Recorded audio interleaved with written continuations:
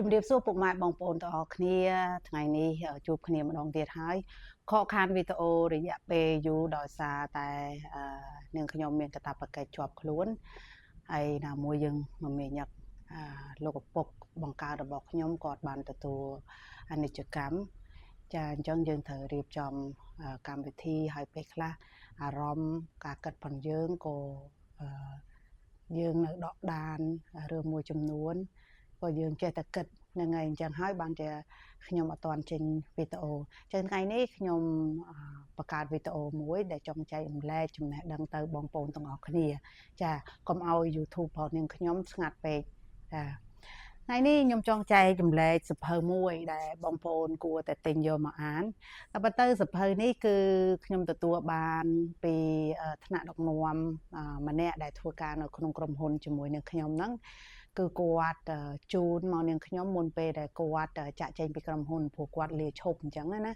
ចាហើយសៀវភៅនេះខ្ញុំអានចិត្តចប់ហើយនៅសកម្រាស់បន្តិចទេល្អខ្លាំងមែនតើបើអ្នកមានពេលវេលាច្រើនគឺគាត់អាចអានថាក្នុងរយៈពេលតែមួយខែអីអញ្ចឹងក៏អានចប់ហើយប៉ុន្តែខ្ញុំពេលខ្លះត្រូវឆ្លៀតយកមកអានបន្តិចហ្នឹងហើយចឹងសភៅនេះគឺមានចំណងជើងថាឥទ្ធិពលនៃទម្លាប់អាតូមហ្នឹងហើយឥទ្ធិពលនៃទម្លាប់អាតូមហើយក្នុងសភៅនេះក៏គេនិយាយដែរថាធម្មពលនៃការធ្វើរឿងតូចនិងការផ្លាស់ប្ដូរបន្តិចបន្តួចតែផ្ដល់លទ្ធផលដ៏អស្ចារ្យសភៅនេះខ្ញុំអានទៅខ្ញុំមានអារម្មណ៍ថារំភើបខ្លាំងមែនតើអ្នកខ្លះគាត់មើងងាយរឿងកិច្ចការតូចតែគាត់គិតថាมันគួរយកចិត្តទុកដាក់ទៅលើរឿងតូចអញ្ចឹងណាវាអត់ប្រយោជន៍កាប់ពិតទៅរឿងតូចពិតជាសំខាន់ខ្លាំងណាស់ចាអញ្ចឹងយើងត្រូវមើលថាតើរឿងតូចហ្នឹងត្រូវដោះស្រាយយ៉ាងម៉េចព្រោះការងារខ្លះវាធំមែនតើធំលើសពីសមត្ថភាពរបស់យើងដែលយើងធ្វើការសម្រេចប៉ុន្តែការងារដែលធំទាំងអស់ហ្នឹងវាកើតពីរឿងតូចដែលយើងបានកសាងវាឡើងចាដូច្នេះហើយយើងត្រូវការគ្រប់គ្រងទម្លាប់តូចផងយើងឲ្យបានខ្ញុំលើកឧទាហរណ៍ថាយើងចូលចិត្តគេងយប់ជ្រៅហ្នឹងហើយដល់ម៉ោង12ឬក៏ម៉ោង1អីចឹងទៅខ្ញុំលើកឧទាហរណ៍ចាអញ្ចឹងយើងគិតថានេះគឺជាទម្លាប់តូចរបស់យើងហ្នឹងហើយឬក៏អ្នកខ្លះគាត់គិតថាអាហ្នឹងគឺជាទម្លាប់ធំដែលគាត់អាចកែប្រែបានទេ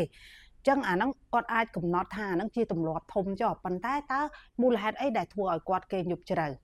ហ្នឹងហើយអញ្ចឹងអាមូលហេតុដែលធ្វើឲ្យគាត់គេងយប់ជ្រៅហ្នឹងគឺគាត់អាចមើលថាគាត់អាចឆេង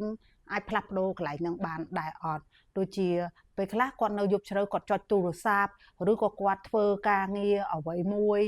ដូចយូរពេកអញ្ចឹងណាដូចយើងខ្ញុំអញ្ចឹងរាល់ថ្ងៃអញ្ចឹងពេលខ្លះតនេអញ្ចឹងទៅគឺបន្ទាប់ពីការងារខ្ញុំធ្វើការខ្ញុំកាច់នេះកាច់នោះអញ្ចឹងកាច់ដល់យប់ជ្រៅមែនតើអញ្ចឹងខ្ញុំធ្វើការកំណត់វិន័យខ្លួនឯងវិញថាត្រឹមតែម៉ោង10ឬក៏10កន្លះយ៉ាងយូរបំផុតអញ្ចឹងទៅគឺយើងត្រូវតែធ្វើការមកសម្រាប់ទោះជាយើងមិនអាចគេងបានភ្លាមក៏ដោយតែយើងត្រូវតែព្យាយាមកំណត់ទម្លាប់តូចផងយើងហ្នឹងព្រោះបើអញ្ចឹងទេវានឹងជះឥទ្ធិពលធំនៅថ្ងៃក្រោយវាប៉ះពាល់ទាំងសុខភាពផងយើងស្មារតីការគិតផងយើងអីផ្សេងទៅនៅថ្ងៃក្រោយអញ្ចឹងរឿងជាច្រើនទៀតដែលយើងគិតថាវាជាទម្លាប់តូចណាដូចជាខ្ញុំឃើញមនុស្សមួយចំនួនដូចថាគាត់ញ៉ាំអីអញ្ចឹងទៅគាត់អត់យករបស់ហ្នឹងទៅបត់ចោលនៅក្នុងធុងសម្រាមឯងគាត់ដាក់នៅលើតុជាពិសេសគឺអ្នកដែលគាត់ញ៉ាំអីនៅតាមភោជនីយដ្ឋានឬក៏តាមហាងតូចអីអញ្ចឹងណាអញ្ចឹងសម្បីតែធុងសម្រាមដាក់នៅចិត្តគាត់ក៏ដោយក៏គាត់អត់យកទៅកវត្តចោលដែរគាត់ទុកលើតុគាត់ទុកលើអីឲ្យរាយអញ្ចឹងណាហ្នឹងហើយអញ្ចឹងអានេះគឺជាទម្លាប់តូចដែលងាយស្រួលដូចថាឥឡូវយើងឃើញថាអូនៅខាងមុខផងយើងមានសម្រាមថង់សម្រាមមួយអញ្ចឹងយើងត្រូវការយកថង់នោះយកទៅដាក់នៅខាងមុខដើម្បីឲ្យគេយកទៅបោះចោលមិនអញ្ចឹងអញ្ចឹងក៏យើងអាចធ្វើបានដែរវាជាទម្លាប់តូចដែលយើងត្រូវកំណត់ធ្វើការផ្លាស់ប្ដូរវា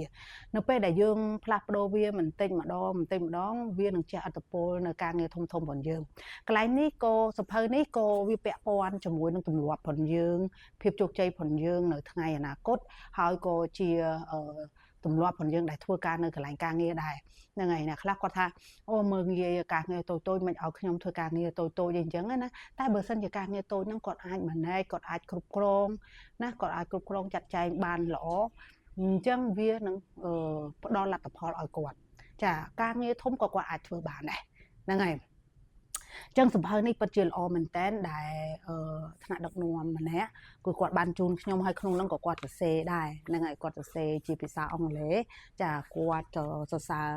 នាងខ្ញុំដែលជាស្ត្រីមួយធ្វើការគ្រប់គ្រងនៅក្នុងស្ថាប័នហើយគាត់ពិតជាសប្បាយរីករាយដែលមានខ្ញុំគឺជា leader ហើយគាត់នឹងលើកទឹកចិត្តឲ្យខ្ញុំបន្តនៅអ្វីដែលជាទម្លាប់ឬក៏គិតល្អៗហ្នឹងទៅចែករំលែកទៅដល់